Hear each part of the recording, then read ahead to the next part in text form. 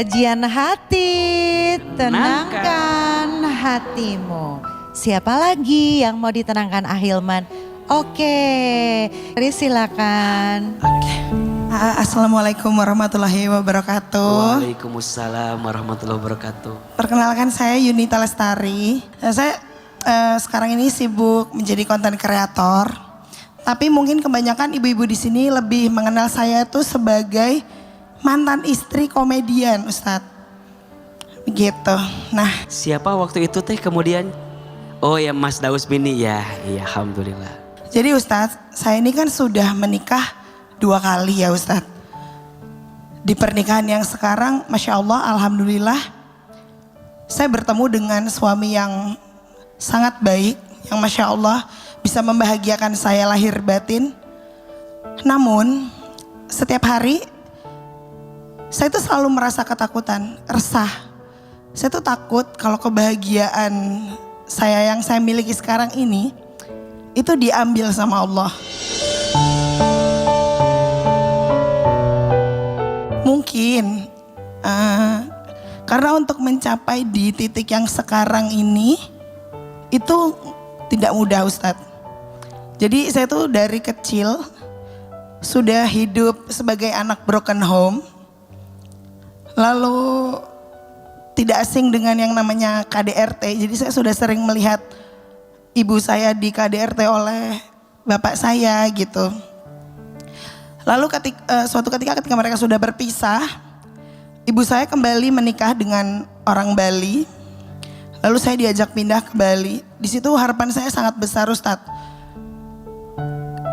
Beliau menjanjikan nanti akan saya sekolahkan yang tinggi. Nanti saya akan menjadi bapak yang baik buat kamu. Tapi ternyata itu berbanding terbalik dengan apa yang saya dapatkan Ustadz. Saya tuh pernah dipaksa untuk kerja di sebuah warung yang dimana itu tuh menjual minuman dan kopi-kopi semacam itu Ustadz. Di Bali itu ada kayak gitu. Itu tanpa digaji dan tentu saja itu dipaksa. Pernah juga suatu ketika bapak tiri saya itu berusaha saya, yang dimana waktu itu umur saya sekitar masih 15 tahun Ustadz.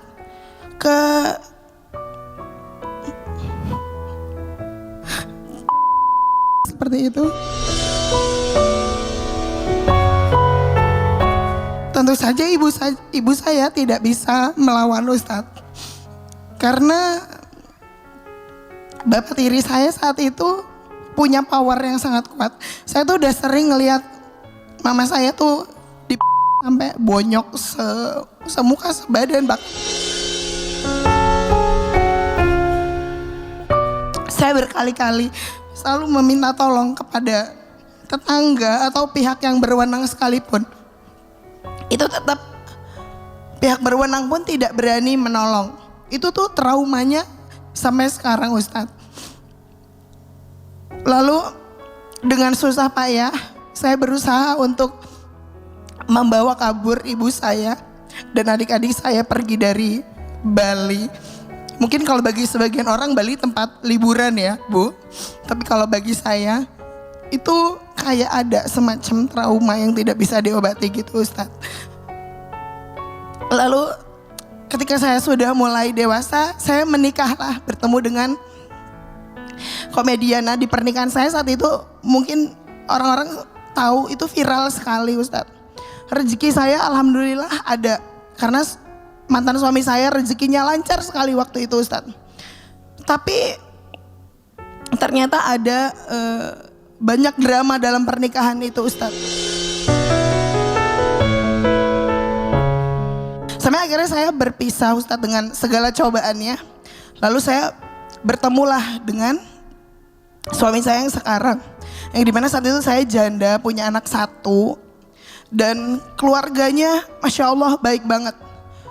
Baru kali itu saya menemukan kayak, oh orang dicintai yang tulusnya tuh seperti ini ya. Oh ada ya keluarga bahagia sebahagia ini. Jadi emang kalau keluarga suamiku yang sekarang itu Ustadz, itu tuh cemara sekali Ustadz. Yang dimana itu tidak pernah saya rasakan dan tidak pernah saya lihat seumur hidup saya. keluarga suami saya menerima saya apa adanya beserta buntutnya. Saya sangat disayangi oleh almarhum mama mertua saya, kemarin belum lama baru saja meninggal. Di situ saya lumayan terpuruk ya Ustadz, kayak aku kehilangan orang tua gitu. Nah sekarang ini yang saya miliki menurut saya itu hanya suami saya.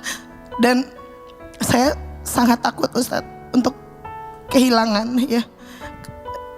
Pertanyaan saya Ustadz, mengapa luka masa kecil itu masih terasa sampai saya dewasa sekarang? Bahkan ketika Allah sudah mengganti hidup kita dengan keadaan yang jauh lebih baik. Bagaimana cara luka-luka tersebut bisa sembuh menurut Islam? Dan Ustadz, apakah wajar jika seseorang yang sudah melewati begitu banyak ujian menjadi takut kehilangan kebahagiaan yang sedang Allah titipkan? Dan bagaimana caranya agar saya bisa selalu mensyukuri nikmat yang Allah berikan tanpa ada rasa cemas? Terima kasih banyak Ustadz. Assalamualaikum warahmatullahi wabarakatuh. Waalaikumsalam warahmatullahi wabarakatuh. Bunda Mbak Yunita, terima kasih sudah bercerita di kajian hati. Dan mungkin ini tidak banyak yang tahu tentang apa yang pernah Mbak Yunita rasakan di masa lalu. Tapi semoga pelan-pelan setelah bercerita bisa menemukan cahaya yang bisa membuat engkau bisa melangkah lebih baik ke depannya. Yang pertama, bicara tentang luka. Rasanya setiap orang pernah bertemu dengan fase lukanya masing-masing. Setuju? Maka nanti ada 4M cara terbaik menyembuhkan luka. Yang pertama adalah menerima, acceptance dengan luka. Akui kalau kita terluka. Kadang kita jangan ngerasa sok kuat dengan luka yang ada. Kalau mau nangis, nangis. Kalau mau meneteskan air mata, silakan teteskan air matamu. Karena ketika engkau menerima lukamu, di saat itu engkau sedang berproses untuk pelan-pelan menyembuhkan lukamu. Yang kedua, M-nya menyadari, sadar. Apa yang perlu kita sadari? 2 hal. 1, kita ini lemah. Dan yang kedua, sadar kalau pada akhirnya kita butuh Allah untuk bisa menyelesaikannya. Kalau bukan karena Allah, rasanya Mbak Yunita gak akan bisa ketemu fase bahagia hari ini. Begitu panjang ceritanya. Disakiti oleh orang tua, mungkin juga disakiti oleh tadi ayah tiri, kemudian juga mungkin bertemu dengan rumah tangga yang sebelumnya juga mengalami kegagalan. Itu kan tidak mudah tuh. Tapi kita perlu sadari, ya Rob, mungkinkah ada dosa hamba yang pernah hamba lakukan sehingga engkau menguji hamba seberat itu? Maka seberat itulah ujiannya, sebanyak itulah ampunan dosa yang Allah siapkan di dalamnya. Artinya, jika dengan lukamu membuatmu makin dekat dengan Tuhanmu, sesungguhnya engkau pelan-pelan sedang sembuh dari luka tersebut. Kalau dengan luka, dengan ujian, bikin kita makin dekat sama Allah, maka sesungguhnya kita sedang berproses untuk sembuh. Karena ada orang yang diuji malah jauh dari Allah, ada nggak? Ada. Ada nggak orang yang terluka tapi malah jauh dari Allah, ada nggak? Ada. Dan sesungguhnya itulah yang membuat luka semakin dalam diri kita. Yang ketiga, M-nya mendekat. Mendekat sama siapa? Nggak ada lagi. Yang lucu, yang nyakitin manusia, tapi yang dijauhin Allah. Ada gak yang begitu?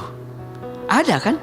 Harusnya kalau yang nyakitin kita manusia, maka nanti yang nyembuhinnya bukan manusia tapi Allah. Baru M yang keempat, meminta, doa sama Allah. Yang bisa merubah takdir itu apa? Doa. Tidaklah doamu yang engkau panjatkan kecuali merubah takdirmu yang Allah titipkan. Apakah sembuh itu lupa? Bukan. Jadi kalau ada pertanyaan, gimana cara saya sembuh? Kalau yang dipahami adalah lupa, salah. Sembuh itu bukan lupa.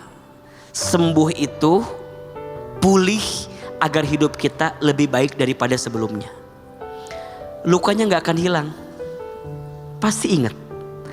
Dan yang paling lucu, semakin berusaha melupakan, malah semakin ingat. Betul gak? Contoh, bunda disakiti sama suami, contoh. Suami bunda punya kebaikan gak?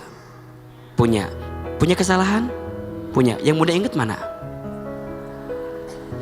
Halo? Suami punya kelebihan?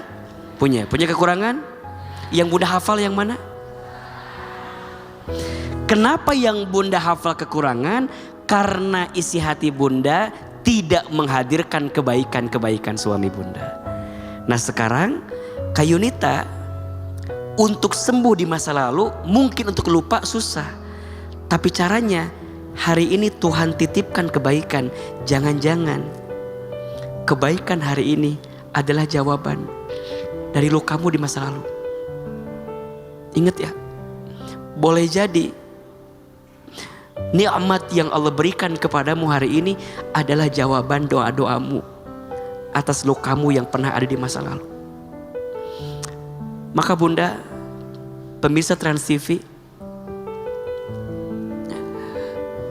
jangan pernah membenci luka yang ada saat ini. Boleh jadi luka kita saat ini adalah alasan Allah menitipkan takdir yang baik untuk kita di masa yang akan datang. Dan terakhir, jangan takut kehilangan karena kita gak punya apa-apa. Semua hanya dititipkan oleh Allah, betul? Inna lillahi wa inna ilaihi roji'un. Sesungguhnya semua milik Allah dan akan kembali kepada Allah. Apa yang ditakdirkan untukmu tak akan pernah pergi darimu.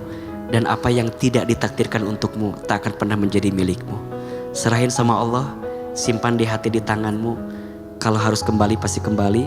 Kalau harus kamu dapatkan pasti kamu dapatkan.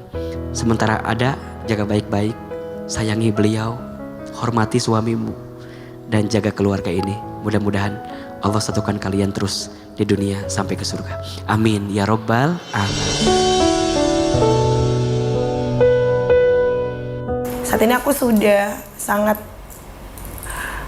memaafkan papa, karena kan papa juga sudah gak ada di dunia ini lagi. Tapi kalau untuk mamaku, aku yakin apapun yang mama lakukan dulu, ketidakberdayaan mama, itu pasti bukan keinginan mama gitu loh. Setelah aku menjadi ibu, aku memahami. Terkadang berjuang untuk anak-anak itu tidak mudah. Insya Allah aku sudah melupakan semuanya. Aku juga merasa di sini mama aku adalah korban. Jadi kita sembuh bareng-bareng ya, Mah. I love you, Mama.